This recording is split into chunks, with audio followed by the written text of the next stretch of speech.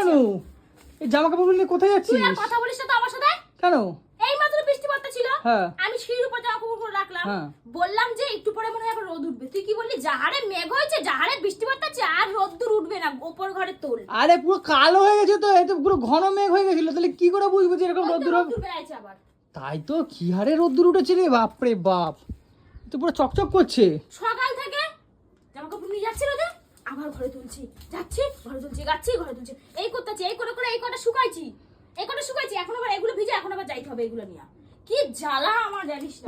এই দাঁড়া দাঁড়া, তুই বিস্কুট নিয়ে কোথায় যাচ্ছিস? মেলতে মেলতে খিদা পায় গেছে, খাইতে খাইতে মেলুম এগুলো। হ্যাঁ হ্যাঁ। সে কি রে, তুই এত খিদা পায়? উফ, আর তোর জামা কাপড় এত নোংরা হয়? খাইতেও পারিস সত্যিকারের? আমার খাওয়া নিয়ে তোদের সবার দুনিয়ার এত প্রবলেম কি রে? আমি খাই, আমার শরীরে, আমার মুখ, আমার টাকা, আমি বুঝবো আমি কি খাবো কি খাবো না।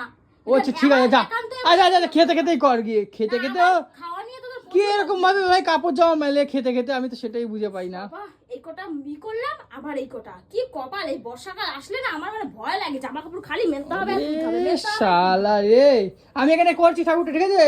হ্যাঁ, বলছি কি, এই জিন্সটা একটু শোন, আমি একটা কথা বলবো, আমার জোর খিদা পেয়েছে, খাবার বানিয়ে নিয়ে এসে খাইয়ে দে আমাকে, ঠিক আছে?